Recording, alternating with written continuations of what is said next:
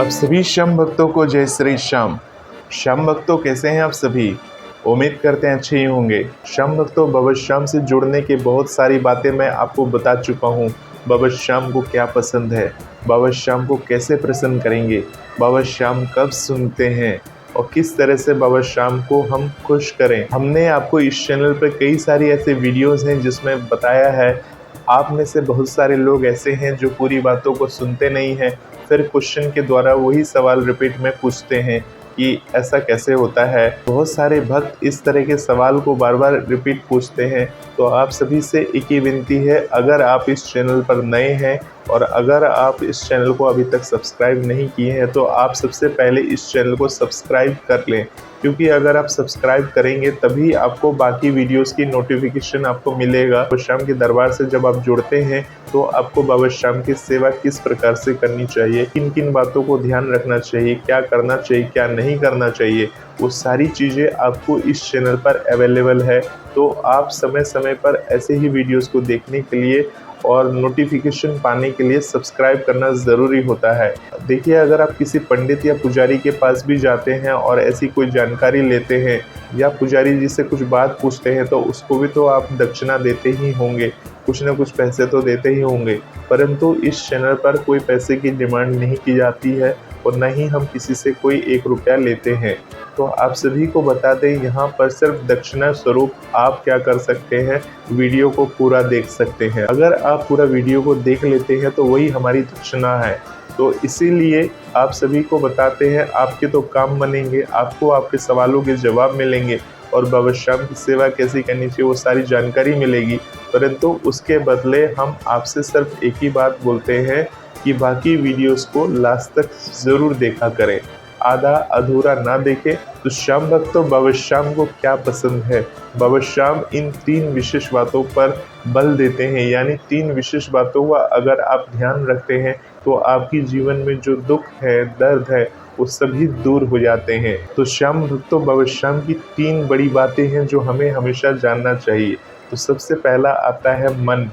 अगर आपका मन सही नहीं है, यानी कि आप बाबा श्याम की भक्ति करते हैं और भक्ति करते करते आपका मन बीच में व्याकुल हो जाता है, यानी विचलित हो जाता है, यानी परेशान हो उठते हैं और मन सही नहीं लगता, किसी काम में इच्छा नहीं करती, जबकि आप बाबा श्याम के दरबार से जुड़े हैं, यानी जब आपका मन ही सही नहीं रहेगा तो आप पूजा भक्ति किस प्रकार से करेंगे।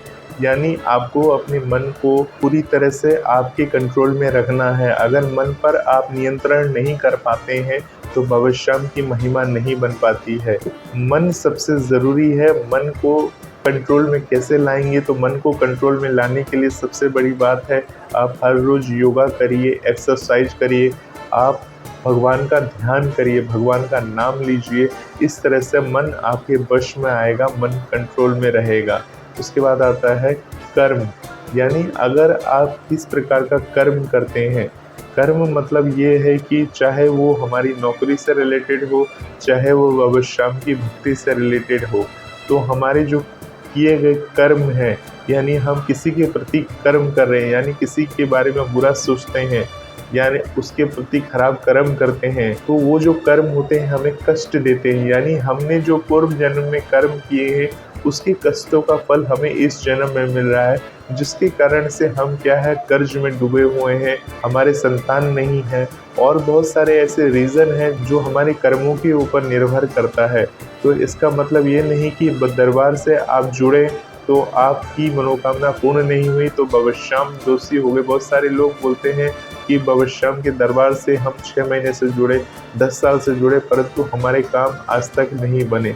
तो वो हमारे किए गए कर्म हैं जिसके कारण से वो काम नहीं बने। बाबा श्याम के दरबार से अभी 1 साल से जुड़े हो, 2 साल से जुड़े हो, बाबा श्याम लेते हैं परीक्षा और उस परीक्षा में आपको पास होना है, तभी बाबा श्याम आपके ऊपर अपनी दया दृष्टि करते हैं, कृपा दृष्टि करते हैं। यानी जो कर्म है, कर्म अगर आप मान लीजिए आपके सिर के ऊपर कर्जा है और आपको समझ नहीं आ रहा कि उसे चुकाना कैसे है, और आपने बाबा के दरबार में जाके अर्जी लगाई है, तो देखिए कर्जा तो चुकाना आपको ही है और चुकाने के लिए सिर्फ बाबा श्याम जो है इशारा देते हैं। इशारा किस प्रकार से देते हैं? जिस प्रकार से अभी आप ये वीडियो देख रहे हैं, इस वीडियो के माध्यम से आपको मैं बताना चाहूँगा कि अगर आपके सर पर कर्जा हुआ तो आप उस कर्जे को तोड़ने के लिए कुछ ऐसा काम देखिए, कुछ ऐसा काम करिए जिससे आपके हाथ में पैसा आए और उस पैसे से आप उस कर्जे को चुका पाए।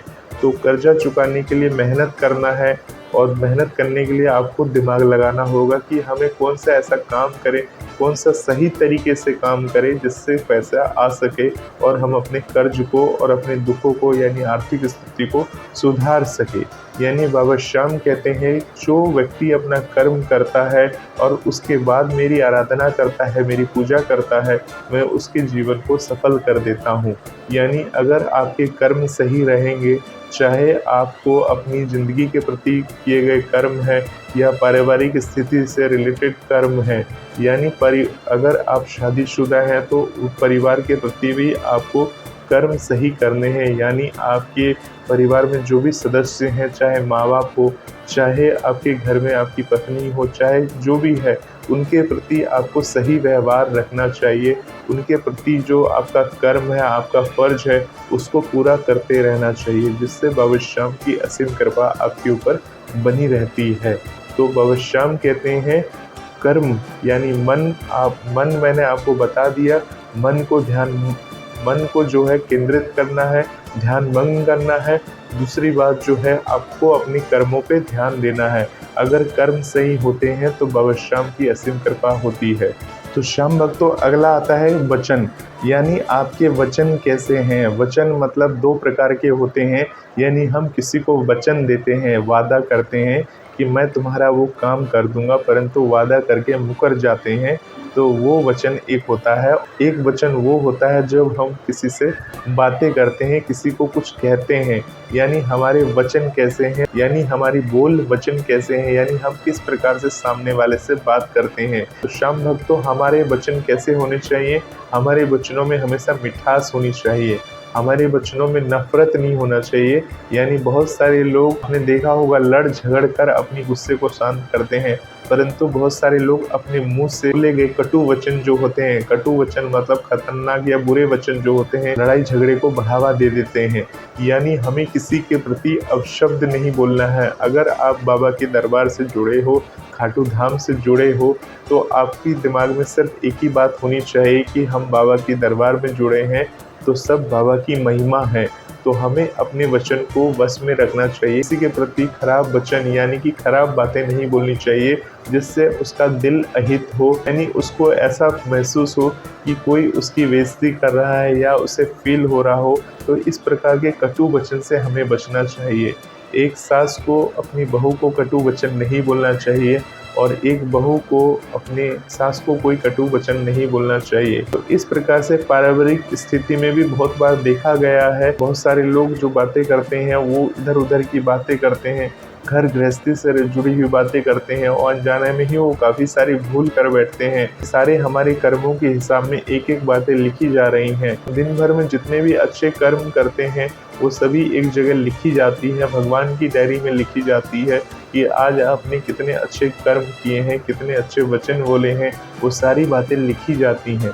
तो अच्छे कर्म और अच्छे वचन को लिखने के लिए आपको अच्छे वचन बोलते रहना चाहिए, अच्छे कर्म करते रहने चाहिए। तो श्याम भक्तों, हमें इन बातों को ध्यान में रखना चाहिए। किसी भी परिस्थिति में हमें कटु वचन नहीं बोलना चाहिए।